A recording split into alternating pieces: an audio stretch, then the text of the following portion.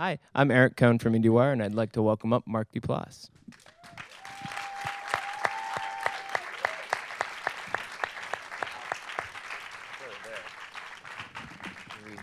We just shook hands there like we didn't do that 3 minutes ago backstage. See that? Perfectly rehearsed, just We like the show. performed that. Didn't it feel fresh? It's all It's about good. what you don't see. That's right. That's right. So the thing that's really interesting about the way this show launches is that it jumps right into the kind of mania of cleaning up this situation, and the first indication we get of that is your face just lying there.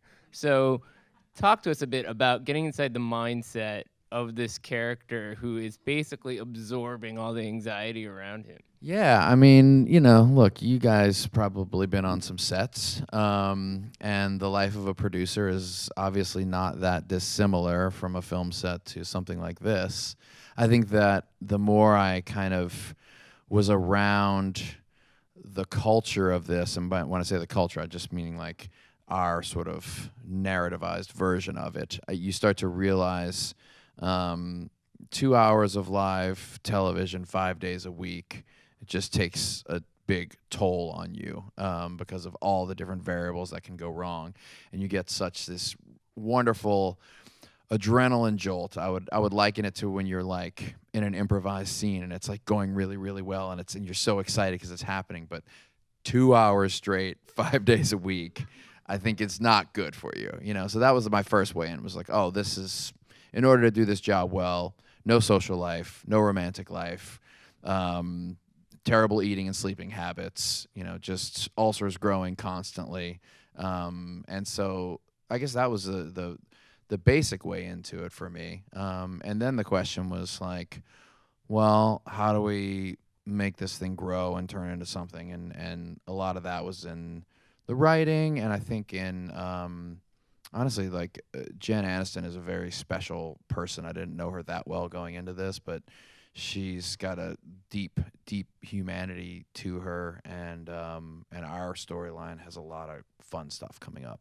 And yet, the first time we see you guys together, she's basically just yelling at Yeah. you and telling you, why'd you keep me in the dark about this kind of stuff? So what was it like to kind of go through those scenes with her and figure out sort of what level you wanted the volumes to go and all that kind of stuff? Yeah, we talked a lot about, there's somewhere between, work, wife, and husband, brother and sister. But, I don't know if you guys have, like, ever been to couples therapy or anything like that.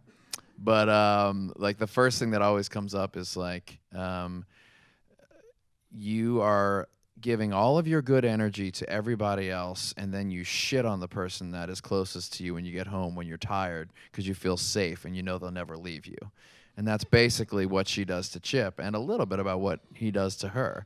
And so while it is not fun, the bedrock of that, the therapist would tell you, is that, oh, you're actually expressing, there's a deep love and commitment there that, like, I'll take all the bad shit, but I'm not going anywhere. And that was kind of how we made that glue of our connection. So from a research standpoint, did you talk to people who have done these things? Obviously, you've been behind the scenes in production environments, but this is a sort of different ecosystem. Yeah, the research of this, actors, as you know, you get all excited. I'm going to do my research. And then you go to do research a job like this, and, it's about 5 minutes, really. I'd love to sit here and be like, oh, wow, I did all this research. But the sort of like quotidian and mundane tasks of an executive show producer are, how does one wear the headset correctly? What are the buttons that one presses? Who would you normally talk to for this problem, or that problem? And, what's the workflow like? That happens very quickly.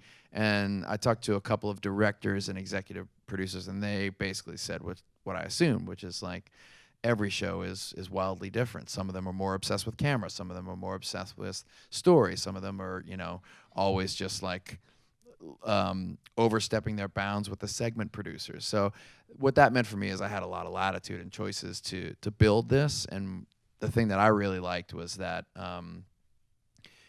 Chip and Alex came up together, basically. He was her personal producer before he became the head producer. And I think he has a hard time letting go of that closeness and that relationship. And I think that he's done pretty much everything right to rise in this world, which is, I guess, what I discovered is you have to completely give up any notion of self and desire and what you want. It's just the total obliteration of ego. You do whatever is required to lift the show up, and he does that because I think he sees himself as one of the last bastions of journalistic integrity left, and he decided to do it in the morning show, which I thought was really cool because it's like, that's kind of the way I would think. It's just like, where's the biggest audience? Where are the eyeballs? Let's go try and do journalism inside of the morning show. And he knew it was a Herculean, almost impossible task. So he's said to himself, I'm going to have to do everything that's required. I'm going to have to lie sometimes. I'm going to have to cheat. I'm going to have to kick. I'm going to have to steal. But there's some people that he won't do that with. And without saying too much, that's really where the big complexity of Chip's storyline is like, ultimately there are things that he loves and he won't sacrifice that come to play. And you obviously do a really good job of getting inside the mindset of your characters. I'm sure you could talk about this guy all day without spoiling anything, just having the psychology down pat, which I assume is part of the reason why you've often been drawn to improv. You've done so many interesting improv projects over the years. Earlier this year, you had a movie called Paddleton, which I think was entirely improvised. It was, yeah. So this is a very polished TV production, which I assume allows for less leeway in that respect. But how do you bring that sensibility to the set, given the kind of actor that you are? That's a great question, because there's like an almost like Sorkin-like quality to some of the dialogue in this. That's like, it's mellifluous and poetic, and it begs to be spoken as written, which is not traditionally either what I'm hired for or what I'm known for. And it ended up being a really good marriage of what I do, which is I try to add the ums and the ahs and the stumbles and the things so that subconsciously it feels a little bit more real. And Carrie Aaron, who's our showrunner, was really into that and really having a couple of characters who did that. They would always joke like, oh, Mark is here, so it's time to like have like, the humanized, more naturalistic documentary approach to what this character would be, and I really kind of, I don't know, I was craving it when I would read the pages, and I would say, I just don't want to, I want to make sure we're not doing 5-minute walk and talks down the hall that feel too rehearsed and we're hitting the points. And so I would occasionally like throw things in that were a little off, and I would stop early and try to just create a little bit of chaos just to get the Shaggy vibe going. And I didn't have to fight for that. They were all into that. Is there any examples that come to mind or something like that? Yeah, I remember there was a scene. How many episodes? You guys just watched one? In the next episode, there's a really fun fight scene with Reese, and it happens down a hallway, and those of you, I'm sure a lot of you guys know that moment when they're shooting it from one angle and they're going to shoot it from the other angle. And they're like, well, I don't want too much overlapping dialogue, because if you overlap on the dialogue and you're just like, yeah, but that's kind of how the fun and the magic of the thing happens, And I've been on a lot of sets before, So I was like, all right, I totally hear you. I appreciate this. I know we have 47 minutes to shoot this scene. So let's block it out. Let's do it. I'm not going to overlap anything, but you got to promise me you're going to give me one at the end of each of it where we're able to do our thing. And they used all that stuff in the show. And that for me is like, if I have any unique value to bring to something like this, where there are many more trained theater actors, like what Billy Crudup does and his training and his preparation and his elocution, like the choice he made, which is like, Corey Ellison is going to speak at 95 miles an hour. That's what I'm going to do. I'm just not that kind of actor. So this is where my value is. So I try to bring it there. When you started out, you were doing all these kind of smaller indie films, and you have interviewed me 150 times at Sundance. Maybe 151 now. 100%. We've for sure given each other the flu by shaking hands like 9 times at Sundance. It just keeps going back and just forth. Trading it back and forth. Like, seriously. But it's funny because, the Puffy Chair was almost 15 years ago. I mean, it's such a unique kind of ecosystem. What are the differences about working in TV in general, given, that it has to be an ongoing story, that you have to commit in different kinds of ways, just purely from an acting standpoint? I mean, you wear a lot of different hats, producer, actor director, and you do TV shows, you do film, but specifically when it comes to acting in film and TV, I mean, how do you sort of navigate those two worlds separately? I mean, it's a good question. It's like a weird time. I think you all know as actors where it's just like, all right, let's just break it down and be like totally honest. Like for an actor like me, it's kind of impossible to make a living in making traditionally made independent films through like Fox Searchlight or Focus. That ecosystem of those movies is dead, right? So a lot of that really interesting storytelling has made its way into television, which is why a lot of us are there, and this is no secret. So I'm drawn to that just because it's really good stories. They're really good either filmmakers or television writers who now have this wonderful opportunity, and the streaming wars that we're talking about right now are like, I feel really conflicted. Like I feel like I already have 500 television shows that I want to see, and should we be adding to that? And I don't really know if that's like a good idea, but like I like working. I like making money so I can send my kids to school. So I selfishly do, you know, but I try to ask myself the question like, is this important? Does this have a place? And I now have a company full of people, and we always are constantly asking ourselves. Someone will bring us an idea. We're like, this is great. This is exciting. In 2005, we definitely would have made this. Should we do this right now? Is this important? You know, and that's becoming a harder question for me. It's a little easier as an actor as opposed to a creator. So like when the show like the morning show comes to me, you know, and I think to myself, okay, what's this all about? Try and like, you know, go into that meditation mode of like, is this the right thing? And I'm like, well, we got Reese and Jen in the executive producer chair for like something they squarely believe in. And you can feel from them when I was talking to them early on, all these wonderful dialogue scenes where Jen's character is just like, you bozos aren't in charge anymore. I'm in charge. Reese has a bunch of those scenes coming up. That is their characters, but it's also them. And I wanted to be able to be a part of like they're coming forward and telling this story, and to be number 5 on the cast list and be in support of that kind of thing. And while selfishly, I'm in a show with all these amazing movie stars and they're incredible, and Apple's going to put it out, so I know it's going to get seen. That becomes more important to me now. Like I remember thinking whether this is, you know, I don't know how you guys think about this stuff with jobs. I'm like, sometimes you can put a lot of energy into things and they just don't get seen. And I remember thinking like, well, I remember what Netflix did with House of Cards. This was like their lead thing. They had to come out, they had to get behind it, and they had to push, you know? But then there's, I mean, I'm just dumping my brain on you guys how I think. There's also this other part of me that's like, I've made my career making small things like the puffy chair, and it's been wonderful to be a part of little things that people discover and like to lift up and raise and share. And that has made it,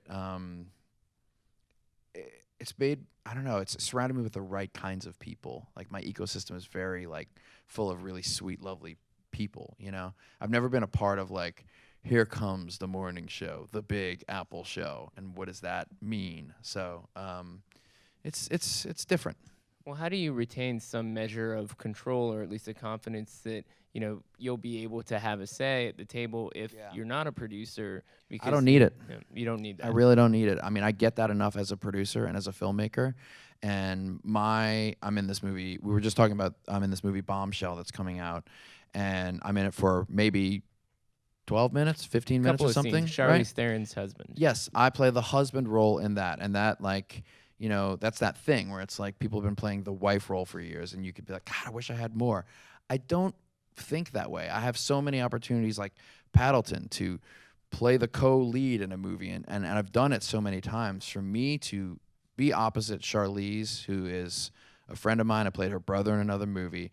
She had the most difficult time getting into character for this role. There's a voice, there's like weird physicality shit with things up her nose to make the nose look right, and the wig pulling, and she just needed like a homie to be her scene partner and just give her the good stuff. And if she whatever, and literally my job there was just like, what do you need? What do you need? Like, give me the thing, you know. So while the morning show is a little bit more than that, and there's a little bit more of a clearly defined character with an arc, at the end of the day, I'm in scenes with my bosses, and they're the two leads of the show. My job is to support them, and it kind of takes the pressure off and feels good in that, like, did you ever see that John Cazale documentary about how, like, everybody loved John Cazale because he was the actor that everybody hired because they knew he would make them look good because he was just the best listener and he was always there, you know?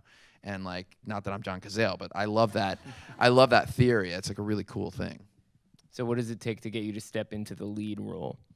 Usually it is something that I have created that I feel passionately enough about.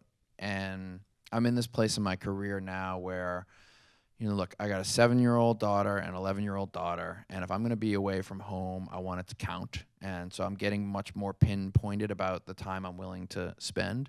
So if you look at, like, my last 2 leading roles, one was Blue Jay. It's a 2-hander I did with Sarah Paulson that we shot in 7 days.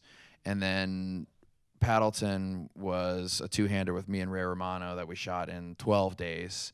And they're like little plays, you know, and it's just, and I guess what I'm trying to say in a roundabout way is that I want to feel like I'm the best person for this role, and if not, someone else should be doing it, you know. And I designed those movies so that I'm using all of my myriad skills that I'm like a B+ at. Like, I'm a B+ director, I'm a B+ writer, I'm a B+ actor, a B+ producer.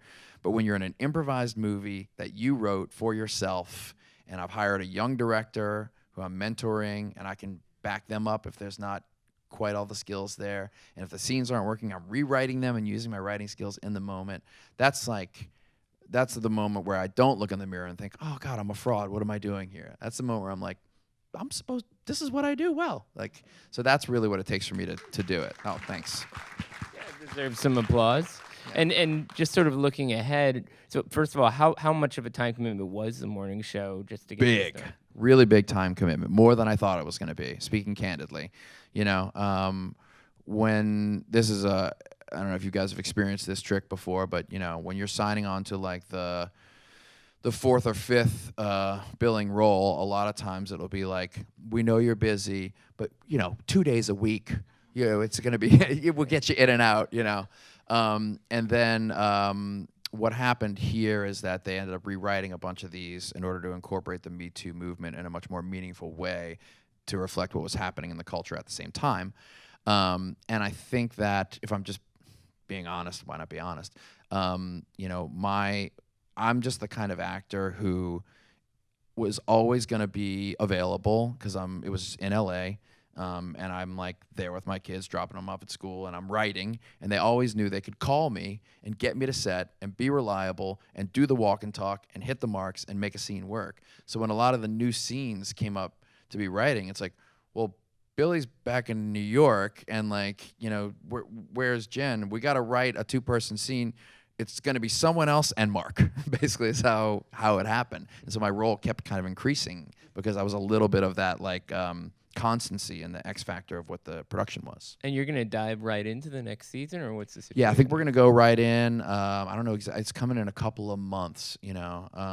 And so I am there quite a bit, but, like, I don't know, it just all seems to work out. Like, we shot at the Sony stages in Culver City in Los Angeles, and then I run a show called Room 104 for HBO, and so I was like, well, these are going to overlap, so I'll just have my 2 places next to each other. So the stages were right next to each other, and I had one trailer, and I was like, you know, Mrs. Doubtfire, where you change into one costume and go back and do the thing, and it worked. It was great. It's a good thing you didn't get the characters confused. Yeah, exactly. Yeah. Hey, thanks for being here. Thanks for sticking around for Thank the you, guys. conversation. Cheers.